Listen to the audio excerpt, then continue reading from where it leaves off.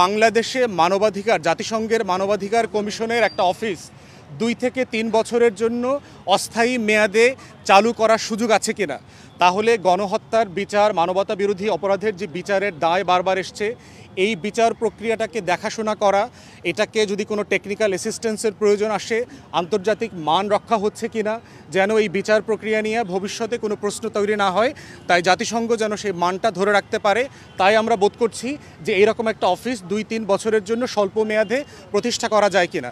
তৃতীয়ত বলেছি যে রোহিঙ্গাদের ব্যাপারে নিরাপদে প্রত্যাবর্তন করবার জন্য জাতিসংঘ যে প্রয়াস চালিয়ে যাচ্ছে, অন্তর্বর্তীকালীন সরকারের সাথে একমত হয়ে এটা যেন আরও বেগবান করা হয়। এইটা হচ্ছে মোটা দাগে আমাদের ব্রিফিং ছিল। প্রথম যেটা দরকার আমরা বলেছি সেটা হচ্ছে যে জাতিসংঘের 3টা প্রতিষ্ঠানে এখনও পতিত স্বৈরাচার শেখ পরিবারের 3 জন আত্মীয় কাজ করছে।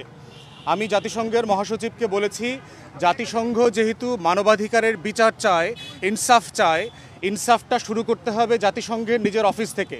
এবং এই 3 জনের ব্যাপারে বলেছি যে বিশ্ব স্বাস্থ্য সংস্থায় শেখ হাসিনার মেয়ে কাজ করছে, ইউএনডিপিতে মানে সুশাসনের উপদেষ্টা হিসাবে ববি কাজ করছে, রেহানার ছেলে, এবং রেহানার ছেলে ববির বউ কাজ করছে আইওমেতে, মাইগ্রেশন অর্গানাইজেশন যেটা আছে সেটা ব্যাংকক বেস, সেখানে কাজ করছে।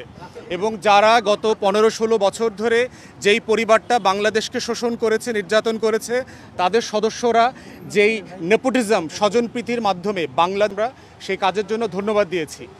একই সাথে আমরা ধন্যবাদ দিয়েছি যে গত মাসে জাতিসংঘের মানবাধিকার দপ্তরের পক্ষ থেকে যে জুলাই আগস্ট গণহত্যার প্রতিবেদন দেওয়া হয়েছে 114 পৃষ্ঠার, সেটা প্রস্তুত করবার জন্য, এটা বাস্তবায়ন করবার জন্য কিছু সাহায্য দরকার, সেটা আমরা আমাদের পক্ষ থেকে বলেছি।